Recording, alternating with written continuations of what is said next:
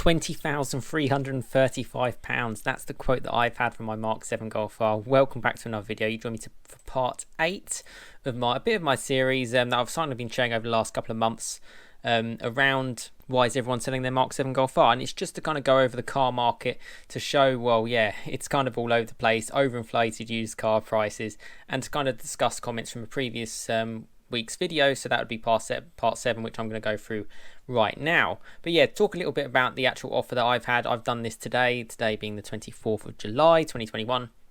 It's again in the similar ballpark as what it's been before, around the 20,400. It's dipped tiny bits, but considering I'm increasing the mileage of the car and time is going on, you know, it's certainly not falling off a cliff. And I've, like I said before, I kind of predicted August to be the time where I think that's kind of been the last month where you're going to get these high prices.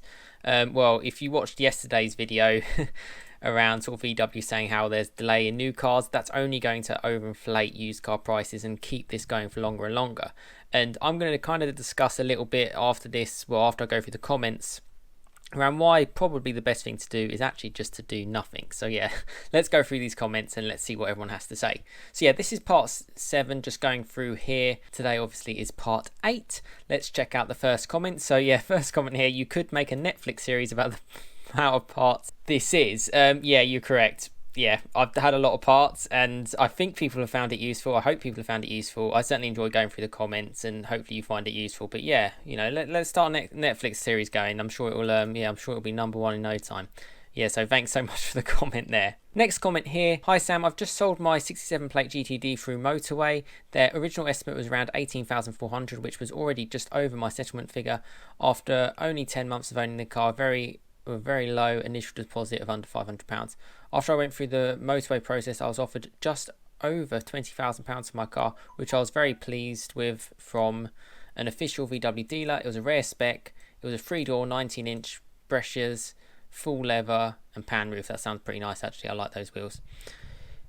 I was looking to get rid of the car for a while due to working from home for the foreseeable future. A lot of people are in that position these days. You know, it's just never ending. And my study through my apprenticeship is online, so no travelling to university weekly.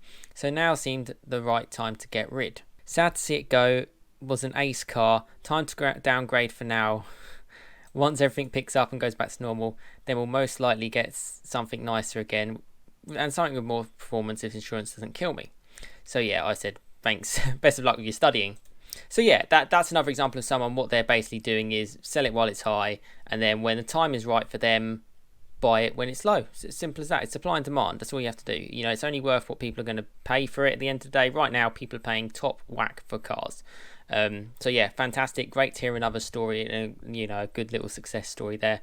And yeah, you know, I'm glad it's worked out for you during your ownership. And thanks so much for the comment.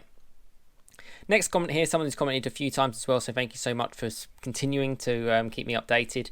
Checked VW Trust in Starbridge, and they offered me $25,000 for Golf R Estate 70 plates with 1,175 miles on it. However, Johnson's VW in Birmingham offered me $30,500, so better. But WeBack and WeWantAnyCar.com was best at $34,196 compared to WeBack at $32,460. So again, that's really useful updates just as an idea of that. You know, you've got to shop around. If you're looking to sell your car, it's thousands in between, and you know that can make a huge difference in people's lives. You know, you look at 30,500 and you might think, oh, that's a pretty good offer. You know, I'd think that is a pretty good offer. You know, it's a lot of money for what is ultimately the old gen Golf R Estate. This is the Mark 7 7.5 we're talking about here, and the Mark 8, you know, estate has now been announced and stuff, and I think you can order it, albeit with, based on the letter that I shared in yesterday's video, there is obviously delays, but yeah, £4,000 difference almost to the 34,100. So yeah, great to see, shop around, and a really another good story there. Next comment. Hi Sam, great content as usual, thanks so much for that. Do you think the used car market will increase after the ban on petrol and diesel's car? So yeah, I gave my little summary here. And I said, if you have a well looked after petrol or diesel car, over time it will become a bit of a classic, so it may well increase. It just depends on any more rules. For example, if they say by 2040 you're not allowed to drive any petrol or diesel cars, then the values will fall completely. Interesting times for sure. So yeah, I was kind of like, It just depends on the rules. It depends on the environment. It depends how well electric cars are kind of accepted. At the moment, they're kind of being forced upon people because, no one's complaining. No one driving cars is complaining about having a car. They offer a lot. Petrol stations on every doorstep. You got decent range. Relative, modern petrol cars are pretty fuel efficient now, and diesel cars, you can get 1,000 miles from a tank. They've got a lot going for them. They're tried and tested, and I certainly vouch for them. And obviously we're being pushed into a way which we're all not so sure. We're not so sure on electric, and obviously price is quite high, and obviously range is interesting. So there's a lot of things to worry about. But yeah, 2030 is the petrol and diesel cars ban. It's a tough one. It's a tough one. Put it this way: do I think that if you had a car in 2029 and then in 2031, how much difference it would be worth? Yeah, I think you're probably talking thousands, depending how much your car is depreciated in the first place. In general, a car after sort of 15 years old tends to be worth not that much anyway, sort of sub 10, 5 to 10 grand or less than that.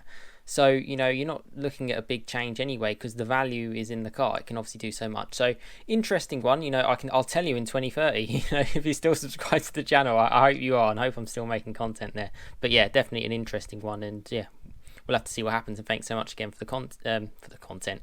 Thanks so much again for the comment. Next question. I think it's important to consider the price change. Unless you need a car anymore, that's all that matters. Yes, you'll get more for your car now, but you'll pay a higher price for your next. The percentage to change between a Mark 7 and a Mark 7.5 is roughly the same now as it was 12 months ago. Yeah, that's really good points.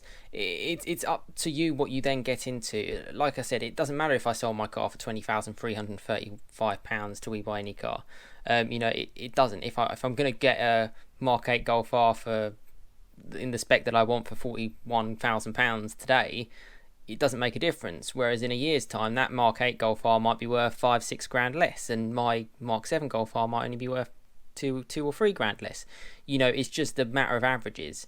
And this is kind of going to go on to my point where I actually think the people who are in the better situation is the ones that actually just stick and hold.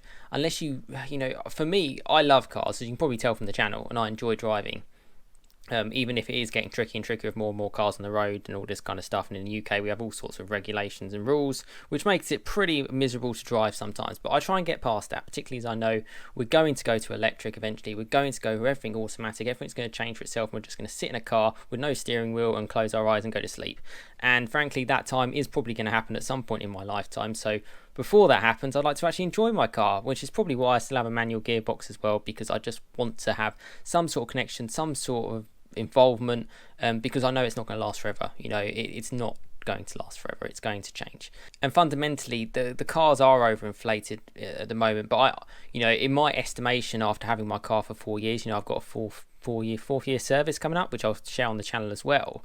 I never expected it to be worth this much. I bought the car for 24,950. I didn't expect it to be worth 4 grand less than what I paid for it 4 years ago and 32,000 miles less ago. If that makes sense. It's had a lot of use and it's had a lot of value to me. I'd honestly, if it was worth 15 grand, I'd probably say that's about right. But it's not. It's worth a fair bit more than that. That's just a bonus. And perhaps maybe I've chosen a decent car, and Golf Rs are pretty desirable. I like my car. I think it's attainable. A lot of people would want a grey Golf R personally. That's just my kind of theory. So that's why I got the car kind of in that spec as well, to think about the sales prospects, all this kind of rubbish. But yeah, if you just stick and you're just enjoying it, stick with it. For me, even short journeys in a car can be important. If they're for like emergencies, or if they're for for entertainment purposes on the weekend, even if you don't use it during the week because you're working from home, they can provide so much value to you, and that's worth so much more than sometimes money stuff. I don't really necessarily bother with taxis, with Ubers, with buses and all this kind of stuff.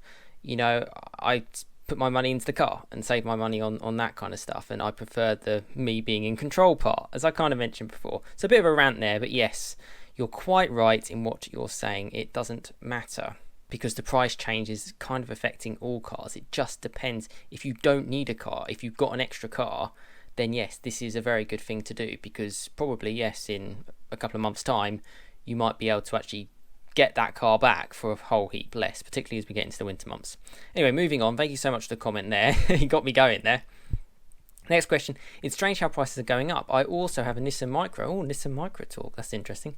And a few months ago, Auto Trader said the part exchange price was £6,000 or slightly over. Now the price is £7,645.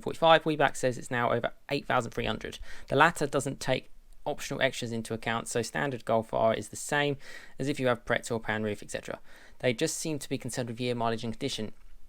And there's plenty of other comments as well, so check those out as well if you want to kind of go through everything, because in pretty much in all my videos as well, I get plenty of interesting comments, and it's a community channel, so like, share, subscribe, and get involved. Yeah, so that is interesting. You know, I 100%, you know, people want cars, not just enthusiasts, and a car has a purpose and a task. What's the year? What's the mileage? What's the condition? Done. You know, they just don't care. It doesn't matter if it has, you know, oh, it's got a reversing camera. You know, people just don't care. You know, they want the car for its main purpose, which is to drive and to get you somewhere and to be reliable. That is it. So yeah, 100% kind of agree with that. And a couple of kind of comments from that, they kind of agree with it. And this person says the mention of options is what annoys me. My car must have about 4k worth of extras, but the value is still the same as the standard spec. That's why mine is on Auto Trader instead. Yeah, that's a good point. Unfortunately, that is the way. Your car with extras makes it more desirable. It doesn't necessarily make it worth what your extras are worth, if that makes sense. Just because you spent £1,000 on a sunroof and £1,000 on wheels or whatever, you know, you're not getting that value back. And the normal punter looking to buy a car is just like, oh, Golf R, I'll have that. You know, people look at my car, you know, it doesn't have dynamic chassis control, it doesn't have a DSG gearbox, it doesn't have a pan roof, it doesn't have leather seats. From the outside, it's a Golf R.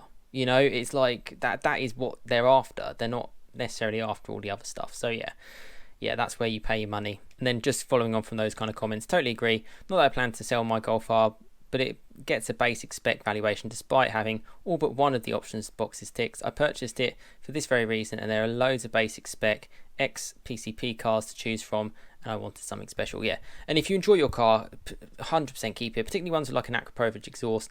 Keep it, enjoy it.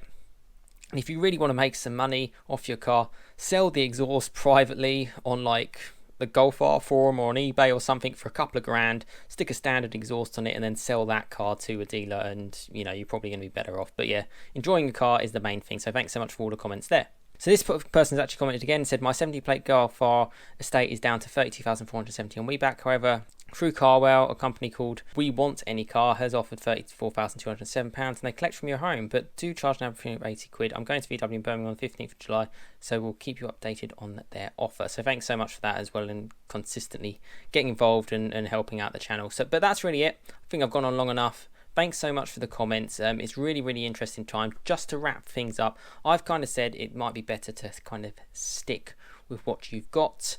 Yeah, I kind of stand by that. You know, I'm working from home. I've worked from home since the start of the pandemic. The car is not getting as much use as it used to do. But for me, the times that I do use it mean a huge amount for me. It's such a great car. It's more enjoyable, the fact that I use it less, but I still use it. You know, it's still getting driven weekly, still getting driven daily in some cases. So it's just the mileage isn't as heavy as before. By sticking to your plan, you know, that's sometimes the best thing. You know, I set this car out to be like, well, if I wanted to keep it for 10 years and the situation was right, I can keep it for 10 years. So yeah, potentially a YouTube channel that you're watching that someone's actually keeping their car for a very long time, which hopefully is useful to you. As I've mentioned, I've got the 4th year service coming up as well, which I'll share on the channel, and plenty more content to come. Please check back on previous content and see if you enjoy the channel. Like, share, subscribe. Comment in today's video, which is part 8, and I will share an update in part 9 as we sort of edge towards August, and it'll be really interesting to know if prices are now going to start falling off a cliff, if they'll increase, or if they're just going to stay exactly where they are. We're just going to have to see what happens in the world. But listen, thank you so much for watching. Have a fantastic rest of your day, and I'll see you again next time. Cheers, guys.